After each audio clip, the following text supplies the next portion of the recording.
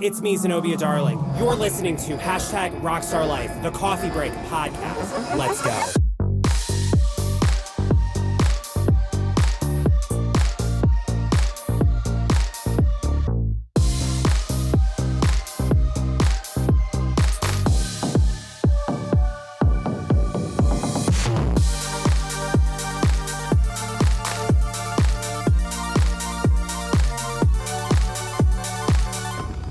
Where the hell's my cold brew at? Ooh, what's up, guys? It's me, Zenobia Darling. I'm coming at you today. It is Wednesday, November 20th. It's about 3 o'clock in the afternoon. It's a gorgeous, sunny, warm fall day here in Maryland. It's very California weather, and it's kind of ironic because I just got done watching The Real Housewives of Beverly Hills, the season premiere. Oh my fucking God. I literally, 5 minutes ago, I was like, I gotta get on mic. I gotta get on mic and talk about this because it lit my theater brain up like good Real Housewives should. I was queening out, and it's like, so here I am, guys. I'm giving you guys an emergency espresso shot, specifically diving into this season premiere because it just fucking delivered. It just was so good. It just scratched my brain, the intellectualness of it. You can tell I'm like queening out and I'm excited. So let's get into it. So with this past few months, with me being busy with the Paranormal Realm art exhibition and Ethereal Anarchy and everything, I kind of tapped out of all television. I mean, I stopped watching it. I mean, honestly, the only thing I've really been doing is I've been listening to the Weaponized podcast with George Knapp and the other dude who's into like UFOs and Area 51. So I've been in a very paranormal world. And I mean, I tapped out. Salt Lake City was boring me. The new season New York, I don't know what the fuck's happening on there. I can't even watch it. And you know, all the other ones like Potomac not serving, and then Orange County. Tamara makes me just want to jump through the screen and cuss her out, which not in a good way, I should say, because I know the Vanderpump Rules people, they make me want to jump to the screen and cuss them out. But like Tamara, I'm good. So I just tapped out of Real Housewives, and then I saw where Beverly Hills was back last night. And I kept seeing all the memes because Dorit was smoking on camera. And I was like, wait a minute.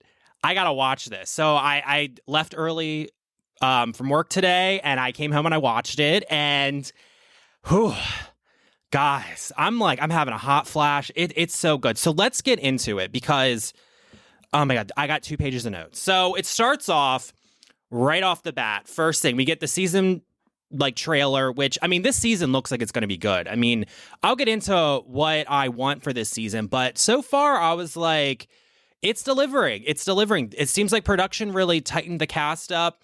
They kind of rejiggered it, and it seems like they gave them a little bit of a break from last season, which is always a good thing in Real Housewives. I know they're doing that now. They're kind of staggering them and giving them more of a break from production because it just kind of, I don't know, it brings them back. It's fresh. It's like, because also doing Real Housewives can be pretty traumatic. It can be pretty intense.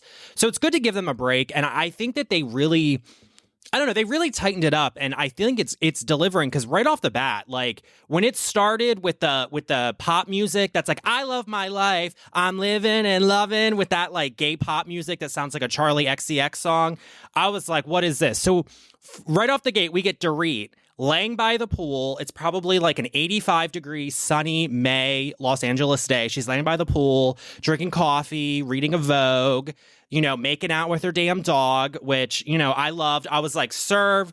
And then we get fucking Erika at a photo shoot, which I was like, yes. Clearly, Erika is a fan of the Ozempic, allegedly, because she's looking real fucking good. She's looking super good.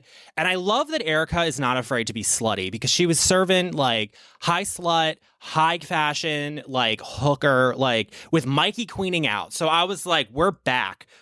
We get Sutton driving through Bel Air, honking at Kathy Hilton.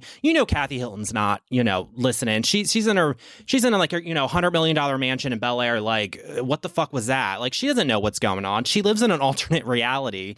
So I love that. And Sutton was going to Jennifer Tilly's house. So I really was excited for Jennifer Tilly last season, but I didn't think they really used her a lot.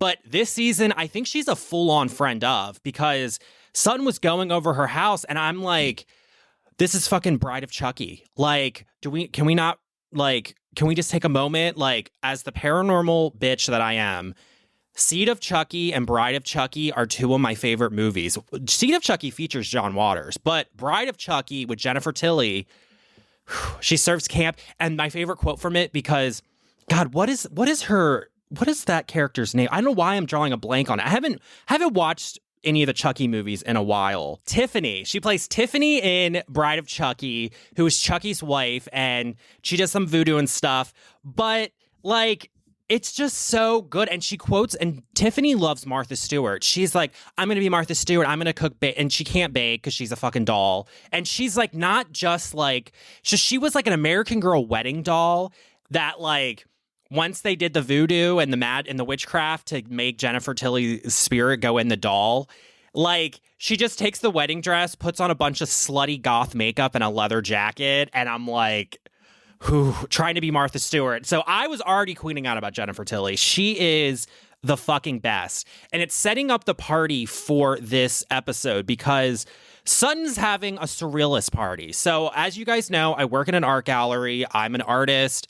I have a theater degree, but I'm more like, I love all art. And surrealism I love it, but...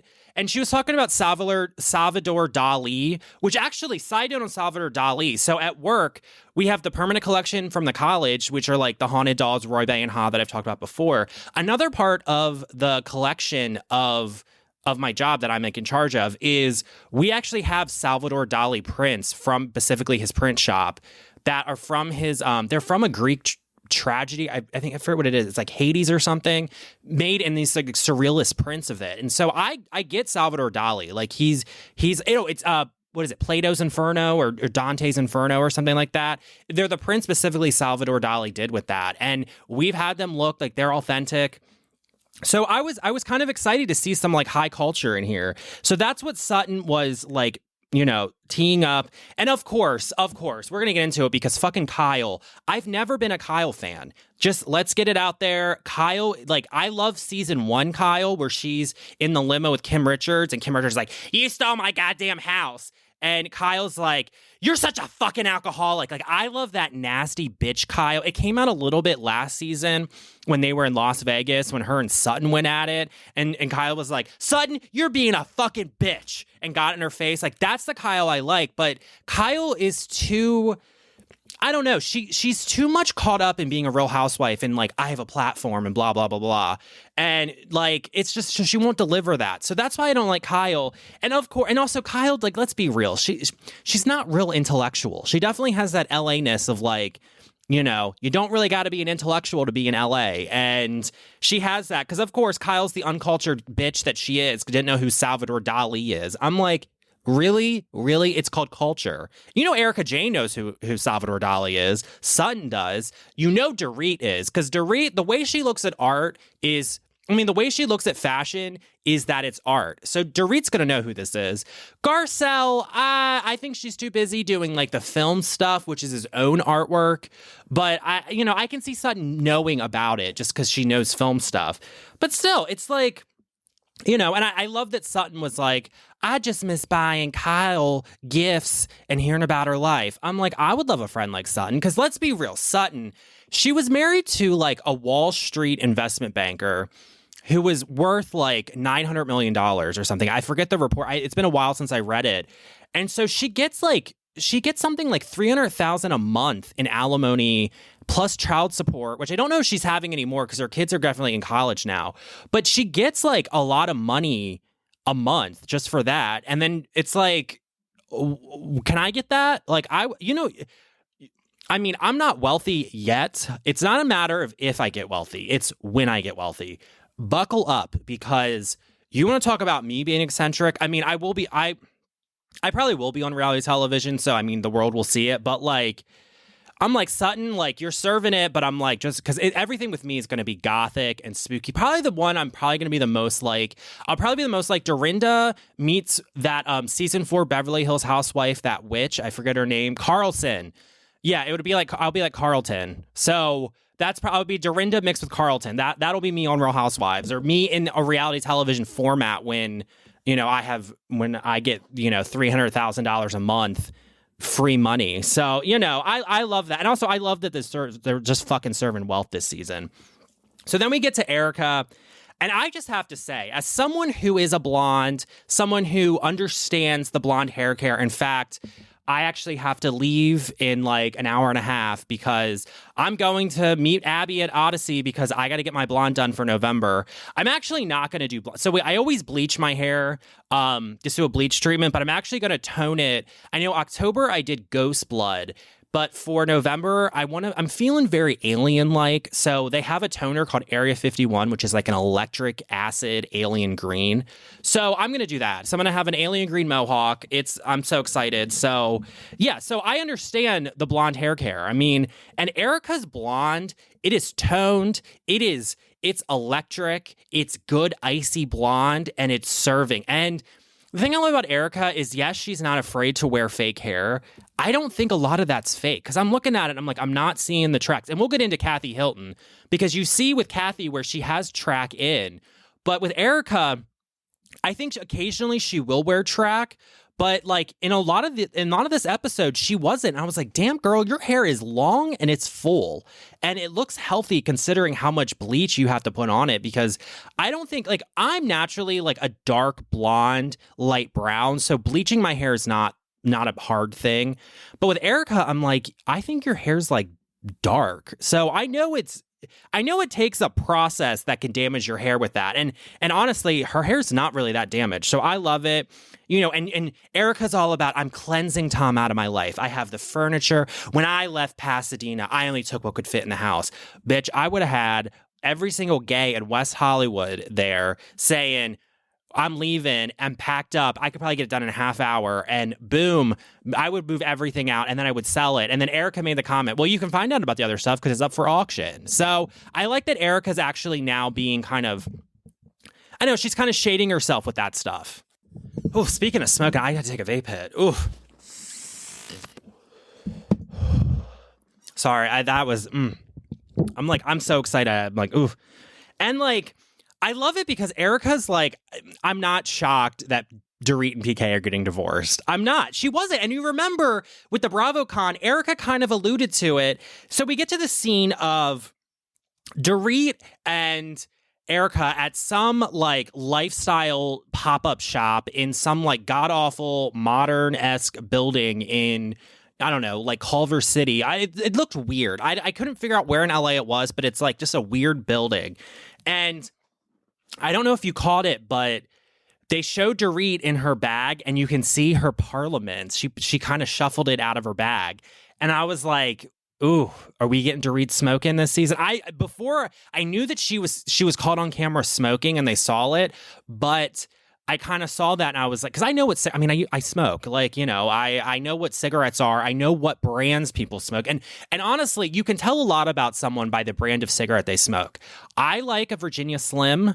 That says a lot about me. I smoke like a 75-year-old head waitress at an East Baltimore diner. Like, that's my personality. So I like a Virginia Slim.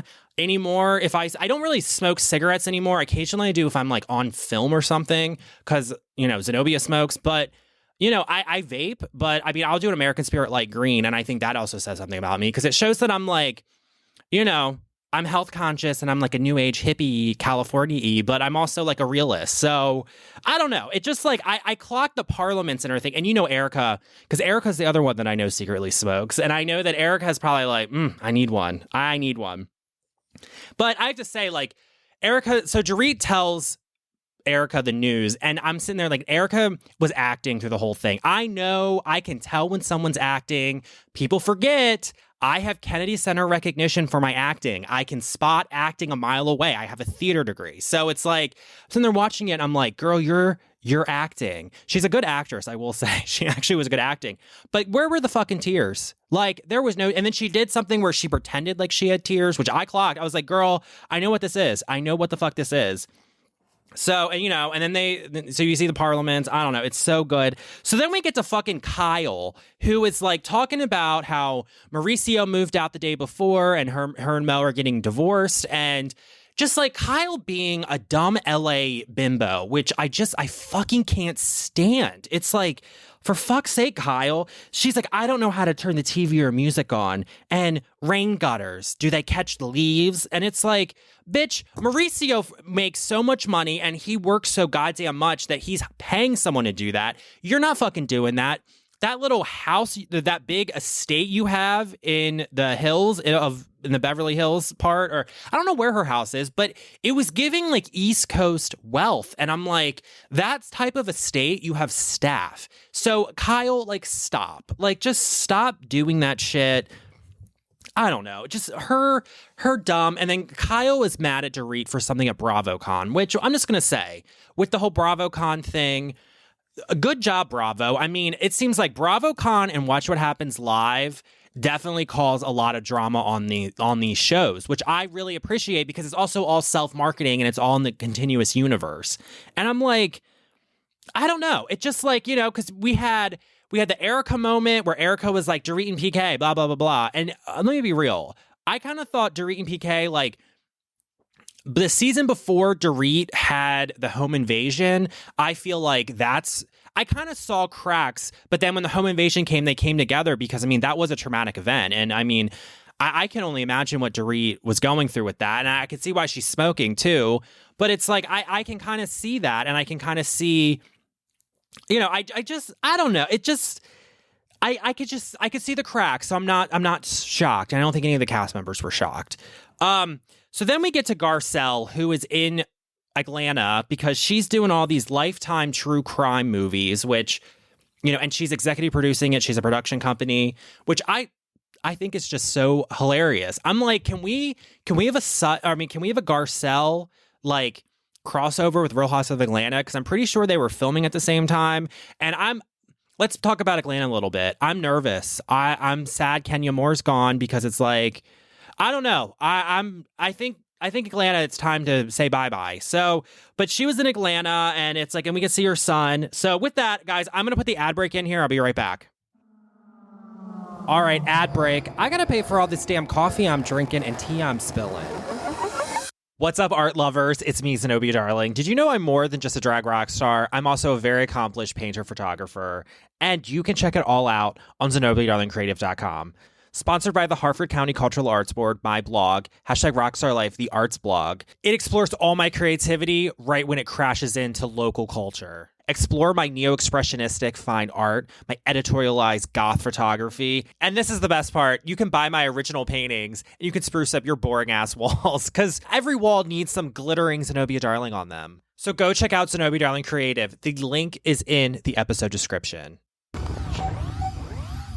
Ooh, what's up, Glamazons? It's Zenobia Darling. And you know my rock stardness doesn't just happen, right? It's crafted to perfection at Odyssey Salon and Day Spa in Aberdeen. Let me spill my secret. Abby, my badass stylist, is the mastermind behind my iconic glittering blonde mohawk. Whether you want to spike it up, smooth it out, dye it a killer shade, or just add that extra edge to your hair, the crew at Odyssey have the magic to make you feel like the superstar you truly are. And it's not just about hair. They keep my nails sharp, my skin polished, and every visit is an absolute blast. And here's the best part, my darlings. Odyssey isn't just about looking fierce. It is a safe space where us LGBT folks can feel right at home, shining as our truest selves. So if you're ready to live your own #rockstar life and embrace your creative spirit, get yourself to Odyssey Salon and Day Spa in Aberdeen. Tell them Zenobia sent you and show the world how fabulous us rock stars look. And you never know, you might run into yours truly. The link to book your visit to unlock your fabulosity is in the episode description.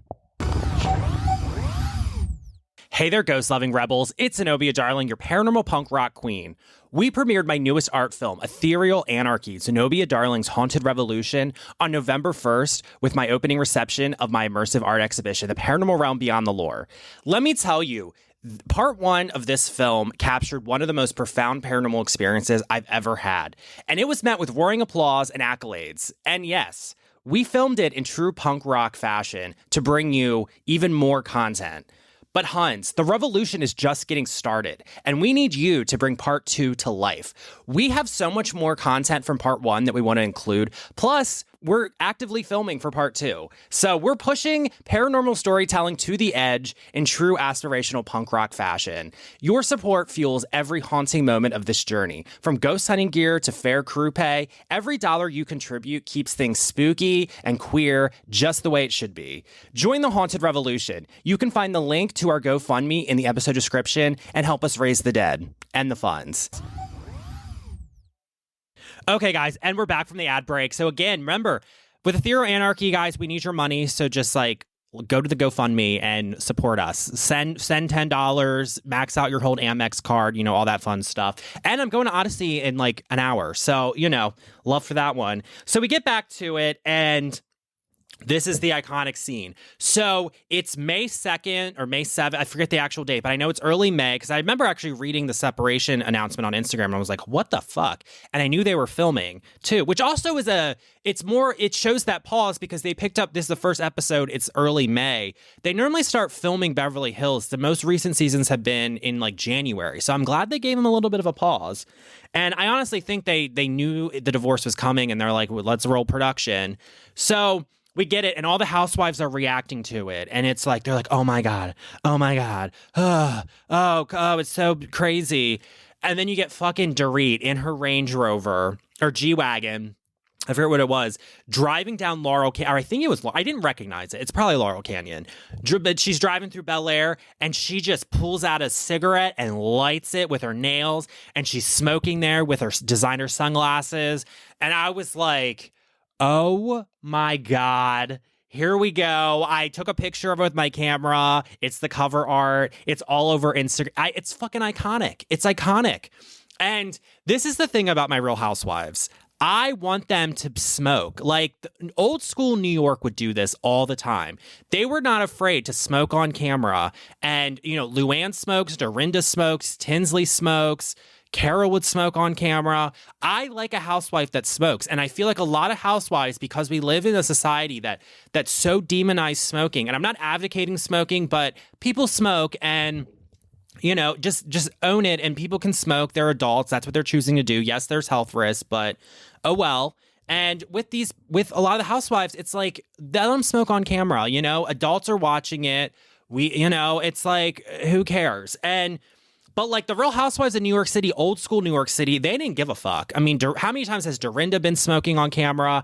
How many times has remember that infamous scene December Berkshire County, where like Bethany calls Luann a whore, and Luann storms out, biatch, and goes outside. She's like, can you believe what Bethany said to me? And she's out there smoking a Virginia Slim, because I'm pretty sure Luann smokes Virginia Slims, because that cigarette was long as hell, with her whale tail hanging out of her jeans. I'm like, that is the shit I want on my housewives. So to see Dorit smoking like that, I'm like, thank fucking God. Thank God. I know in Vanderpump Rules early seasons, they would smoke on camera. There's nothing more iconic than Kristen Doty ripping a cig. I'm in my art studio in Havre de Grace, and I actually have a painting I did where I printed out a picture I took of the screen with my camera of Doty ripping a cig, and I put it on canvas, and it's pop art in my art studio. So like, I love my Bravo celebrity smoking, especially like Dorit. And with Dorit, I mean, it's that Instagram account. It's like Real Housewives Smoking, where like it'll plug it. I believe Larsa smokes. And the other one who's a huge smoker is Leisha Hochstein. She you can tell in her voice. And Lisa Barlow too. They chain smoke, but they never do it on camera. And I'm like, I love it when you spot that shit, because it's like, I don't know, because they hide it. And it's like, I don't know. So I was watching on that account, and Dorit is always getting caught smoking. She's always off in the distance. You see her smoking a cigarette, and that's been for years. So to see, and also she doesn't work out, and she's like really thin, and she's not on Ozempic. So I'm like, clearly you're doing something to keep your figure, aka you're smoking parliaments, which, I mean, girl, go ahead. Okay, so then we get to a scene of PK and Mauricio going to a bar to have, I love their bromance. They're having a heart-to-heart. PK's just like, you know, I like PK. I definitely can see why they were together. There's something about, I like his personality.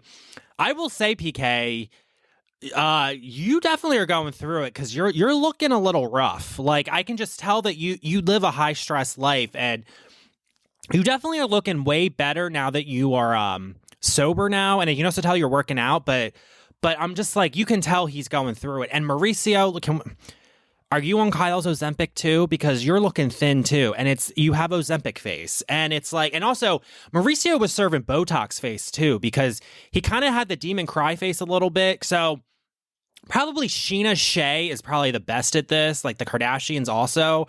But when you get a lot of Botox and you go to cry, your face can't contort to cry. So your face is paralyzed. So you make like this like demon face and you're like crying, and it's like iconic on reality television. Mauricio kind of had that. And I was like, Mauricio, are you trying to be a Real Housewife? Because that's what you're given right now. Like that's kind of what you're serving right now. And I'm like, okay. So I don't know. So PK gives Mauricio the news, and then we cut to Dorit at Kathy Hilton's house. Kathy Hilton, like, you could tell she's like, oh, someone's filming. So here comes Dorit over, and Kathy couldn't give a fuck. She's getting glam. She's getting a facial. She's just lounging out, living her best life. Just like she probably doesn't even know Dorit's name. That's the best part. So Dorit, I just burped. So Dorit's saying like, oh, well, PK's an alcoholic, and she's being real loose with that. And Kathy is just like, I don't know. She's serving. She's just fucking. So then Dorit talks about some of her trauma, and we get all that stuff. And then it cuts to Sutton's surrealist party. So as I'm just going to analyze this just with my art brain, because like, you know, I know what surrealism is. It's a major movement of the early 20th century. It's a major art movement, and definitely like some of the how you could tell who got the assignment and who did it, which I love, because I think it shows an intellect in the Housewives, which I really love, which also is lighting up my brain. Sutton, no problem. I think Sutton knows what it is. I will say though, Sutton was given kind of Kylie Minogue in her Aphrodite tour from like 2011. I will say Kylie Minogue, side note on Kylie Minogue, her new album, Tension 2, slays. Tension 1 slays.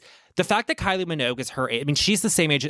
She's like about the same age as Madonna, and has been in the industry since the 80s and being a pop star, and she's still fucking delivering it. She doesn't get the credit in America that she deserves. I think that's changing now, but Kylie Minogue did this tour. It was the Aphrodite tour from her album Aphrodite. I actually went to it. It was amazing. Like, it serves like that old like ancient Greece, like Aphrodite, the Greek mythology, which I lit up, and it was this high theater, and there was hot men and gorgeous women. It's just high theater. But with Sutton's surrealist outfit, it was serving Kylie Minogue in that era, and I was like, kind of missed it a little bit, just a touch. I wouldn't really say it was full. It more was like, I don't know, it was giving kind of cryptid in a way. Like, I know I'm in a very cryptid heavy thing, but it was kind of serving, like, if you go on my website, I'll put the link below. The Goat Man of Maryland, the Daddy as Fuck Goat Man, I painted it. It was giving kind of that. It was kind of giving cryptid vibe and not so much surrealist, but I can see a crossover, so she gets a pass with me. Dorit fucking is serving old school Dorit. This Dorit has been missing a little bit, because Dorit looks at fashion as art. I said this before, and she comes up with a fucking UFO on her head. Like, I will say though, there was a camp factor, and I believe she was in either Mugler or Alexander McQueen, but I was like, the dress is not serving, like, you're given Alien, it's not so much surrealist, but it's a fucking moment. It's like an out there, like, I will never forget that. I loved it. When she showed up with the gold leaf in her wet hair slicked back, and Lisa Rinna was like, it looks like a gold goose took a big giant shit on her head. Ha ha ha. Like, it was serving that kind of Dorit, and I fucking loved it. And like, it completely missed the mark, but it's fucking Dorit. And I have to say, Dorit's clocking it. She needs this paycheck, and you can tell that she's delivering. So then we get to Erika. She's in glam, and she's FaceTiming Dorit, and she's FaceTiming Kyle. No, she was FaceTiming Dorit. I'll get into who Kyle FaceTimed, because that pissed me off too. But she was FaceTiming Dorit, and I love it because we get to see all the glam squads, because we get to see Dorit's glam squad and Erika's glam squad. And I loved it because it's all the artistic, creative, messy WeHo gays. And they're all tatted up and buff and gender fluid and just serving.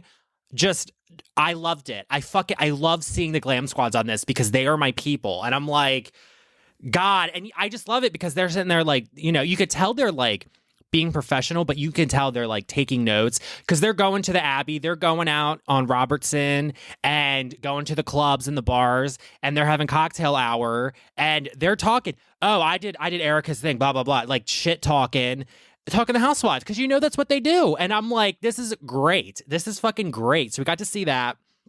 So then we get Kyle, who goes, Siri, can you call Kathy Hilton, or can you FaceTime her? Would you believe that my fucking Siri on my iPhone started talking? I was like, fuck you, Kyle. I hate that. Like, I hate it too. Like, I'm just going to do it for you guys. Hey, Alexa. Oh, yeah. But when a housewife says something about, hey, Alexa, like, and how many, or a podcaster does it, and how many Alexas in the room go off, that shit pisses me off. Because I'm like, once again, I don't have an Alexa in my house. I refuse. I have enough shit listening to me. I put enough shit out there. I like to keep stuff private. But of course, when Kyle said that, Siri was like, and then it was like, we don't have contacts for a Kathy Hilton. I'm like, yeah, I don't know Kathy Hilton. I live in fucking Maryland. Like, you know, I wish Paris Hilton was in my phone. I mean, I remember this, so this is going to go way back, but I remember back in high school, it was when Paris Hilton had her Sidekick 2 phone, the iconic phone. And I remember someone hacked into it and posted the phone list. So everybody who was in their phone had to change their numbers. And I remember I bought a shirt that said Paris made me change my number with a Sidekick on it. And I remember wearing it and no one got it. And I was like, I want to find that shirt. I want that shirt again because I thought that shirt was iconic. But that's what it reminded me of. I'm like, what the fuck? I don't know. I don't know. It's mess. So I don't know. So we see like the party, you got the artwork set up. I mean, it was given surrealist, a lot of eyeballs, a lot of weird shit. I also love it because it was serving that Housewives like campness, that classic craziness that's been on Housewives, that like it was giving me a little bit of like Hot Wives, because they would have like the weird dancers everywhere and like just weird shit at like places. And you're like, what the fuck is this? It kind of was serving that. And like, basically these people have more money than they know what to do with, and they just spend it in such fucked up, weird ways. But it's gorgeous and I love it. And it's aspirational, and we should all aspire to be that. And so it was giving that like Hot Wives-ness, that camp thing, which I loved. And I mean, it was serving surrealist, I have to say. I mean, I don't really think the synchronized swimmers were, but like the weird dude with the monkey, and I don't like monkeys. I've been very real about this. I do not like monkeys. They're too smart for their own good. Keep them in the wild. Don't have monkeys around me. I don't mind cats, dogs, foxes, raccoons, hamsters, get anything like that. I do not want a monkey. I don't trust them. And so there was a monkey, and there was a ventriloquist, and it was like dude with like 3 faces and all sorts of weird shit everywhere. I mean, it was serving, but it also was serving kind of Alexander McQueen. So it was more, a lot of it was borderline on like grotesque, which grotesque and surrealism are 2 separate things. Like there's a lot of crossover, but it was giving a little bit more grotesque and not so much surrealism, which is something I'm just going to clock just as an art person. And I mean, Salvador Dalí did do some grotesque, but you can definitely see it's like true surrealism and his grotesque stuff. So I don't know, it was like that. Jennifer Tilly is serving Bjork in a black swan dress. So I was like, okay. I mean, I don't really get Bjork. I mean, I love her, but she's kind of like a toddler on acid, I always say. Or that's what Carson Kressley said when Katya did Bjork on RuPaul's Drag Race for the Snatch Game. But that's how I look at it. And you got the swan dress. She was the iconic person in it. So I was like, okay, Jennifer Tilly serving. I appreciate that because she's giving it for us gays. Because, I mean, people are thinking of Bjork, but I mean, most people that watch Drag Race is thinking of Katya doing it. So, God, I love Katya. Katya and Trixie, I love them. So, it was that. Kyle shows up looking like the basic ass bitch that she is. I just, like, what the fuck was that? Like, just an uncultured weirdo. I'm just over it. Erika serving surrealist. I mean, I wish it was sluttier. I mean, it really was just a cat suit with like a Alexander McQueen cat suit with like a digital print on it. I recognized the print, but then it had these eyeballs, like shoulder pads and a cape. And her hair, like, I wish she had messier. I just wish it was sluttier. I like Erika Jayne when she's slutty. Like, that is my favorite. And it's like, she was serving surrealist, but then at the same time, I was like, I don't know. It's not serving as hard as you think it would. So, I don't know. There was that. And then fucking Kathy is there. Kathy just showed up. She's like, oh, I'm going to a gala. Here, I'll throw this on. And then, of course, her stylist put track in. And then out of nowhere, Kathy's like, I gotta take the track out. So literally in the middle of the gala on camera, she's taking her fucking extensions out. And I loved it because we do meet the new housewife. What's her name's not Ball. I forget. I'm bad with names, but I mean, I do like the new housewife.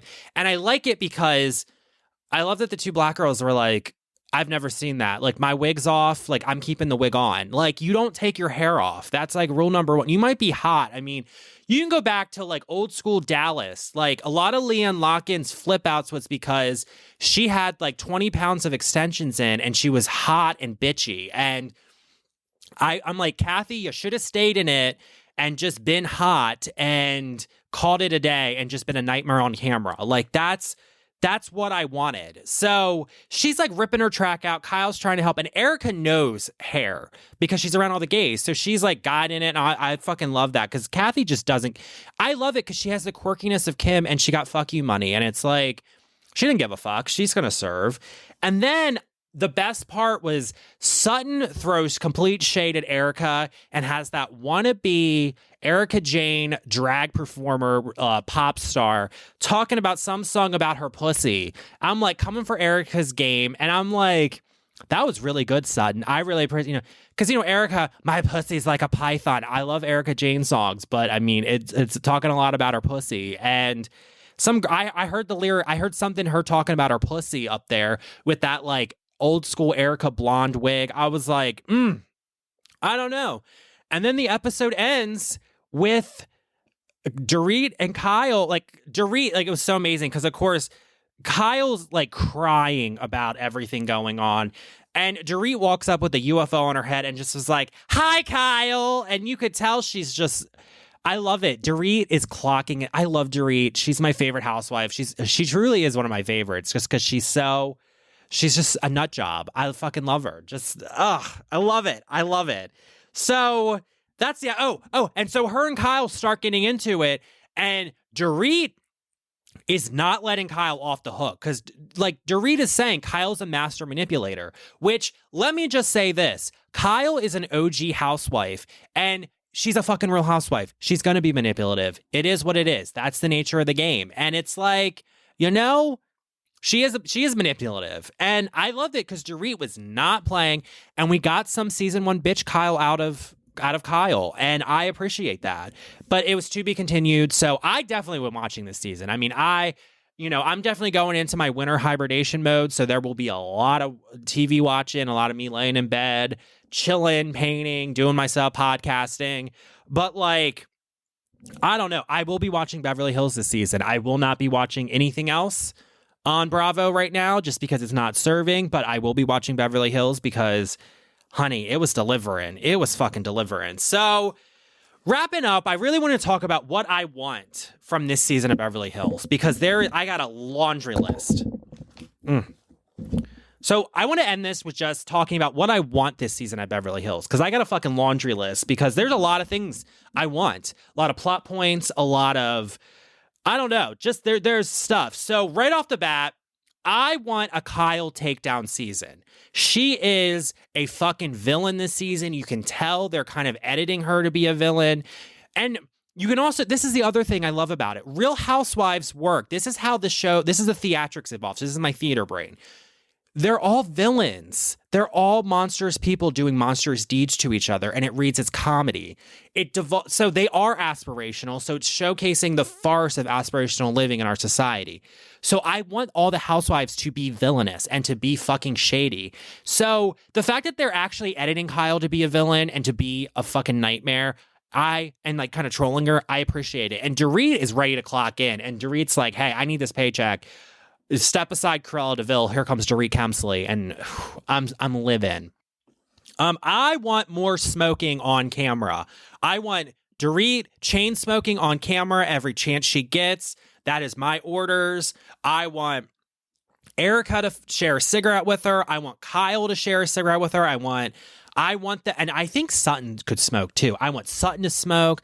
I could see Garcelle smoke. I mean, if she doesn't smoke, her son does. I'll tell you that much. But like, I want more smoking on the Housewives. I really do. I also want drunk and cunty Erika Jane.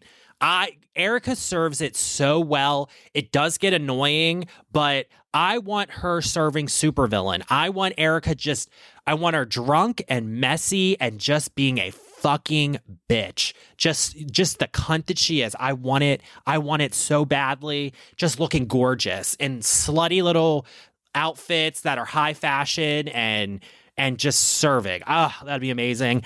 I want a lot more of Sutton clutching her pearls like she does, where she's shocked at something. I want more of that. I want more season 1 bitch Kyle. It kind of came out. We need more season 1 bitch Kyle. We have to have it. I want more campy, quirky Jennifer Tilly. I love her. And then something that I don't know will be on the show, but I want them to address. So I've been reading the blogs. I've been reading the tabloids. I keep up with pop culture. There is new Kim Richards drama. So allegedly, Kim Richards fell off the wagon and is being fucking Kim Richards, which I love. Just being a fucking crackhead that she is, allegedly. And actually, I don't think she does crack. I think if she does anything, I think she was a meth addict. Like she gives like meth energy to me. And also she's an alcoholic. So apparently Kim fell off the wagon and was living in one of Kyle's rental properties, and Kyle cut her off and put an ultimatum down like they did in the intervention, and had to call the LAPD to come get her out of the house because she was squatting and wouldn't leave. And it was a whole mess. So there definitely is a lot of Kim Richards drama. I want to see that. I want to see Kathy deal with it. I want to see Kyle deal with it. I want that shit on the Housewives. It has to happen. It just has to happen. And I also want Paris Hilton. I want something on there of Paris Hilton and Nikki Hilton Rothschild. I want them to make an appearance on the show. I just want to see them. I love Paris Hilton. I love Nikki Hilton. I mean, I don't really like that she married the Rothschilds, that evil family, but I want to see them. I do want one appearance from drunken and allegedly Xanaxed out Denise Richards, just serving her trailer trash personality. I fucking love Denise Richards. And I will say this about Denise Richards. I said this before on the podcast. I think I actually say it on the episode coming out on Thursday. But Denise Richards is generally a good person. So that is something that, always remember that about Denise Richards, because when Charlie Sheen and Brooke Mueller were fighting, they were on drugs and got into a fight on Christmas morning. Denise took in Denise and they took in Charlie and Brooke's 2 kids, who were the half siblings of Denise and Charlie's kids. And they lived with her for a year, and she's like, I want to keep the kids together. And it's stuff like that. We're always remember Denise Richards. She's Saint Denise Richards. She's a good person, and she has a good heart. And like most trash people, I mean, I will say I'm around a lot of like poor working class people who have the same energy and vibe of Denise Richards.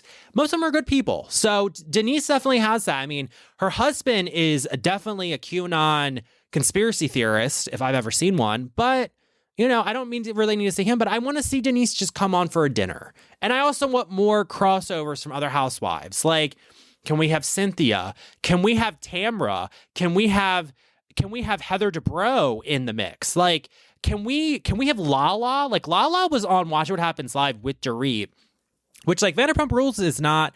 I heard they're filming, but they recasted it. I know Lala was on The Valley, but can we have Lala, like, come in for a dinner with them? Because I know Lala and Erika Jane, I want to see them go at it, because they would. They would. And Lala and Dorit had good energy on Watch What Happens Live. So I wouldn't mind seeing that. definitely I like that they got rid of that one Anna Marie and whatever that one chick was. Her name, I think her name was Melissa Kong Minkoff or Amanda. I forget her name. The one I didn't like her. I'm glad she's gone. I like the new girl. I definitely like her. She definitely is serving aspirational. She is a Hollywood boss, like retired. She's already serving some backstory. I like her. And I like that they're bringing in more black girl magic into the Real Housewives of Beverly Hills because it needed it, because it was a very white show. And I like that they're bringing in more people of color, more different cultures besides basic white women. Like I really appreciate that. And last but not least, I wish Kyle would just be real or more real about this thing with Morgan. Because that bullshit of her saying, I'm not even saying her name.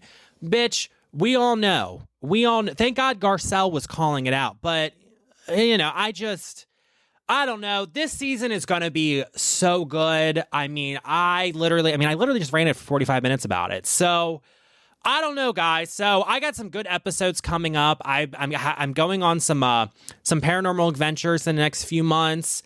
I got some new people coming into the mix. I got some good interviews lined up with some people. So we're gonna have a good few months on this podcast and just in my #Rockstar Life. So make sure you stay subscribed to the podcast. Make sure you stay subscribed to the podcast feed. Make sure you subscribe to me on all my socials. And guys, I'll be back later for some more. So peace out, guys. Beam up to the UFO.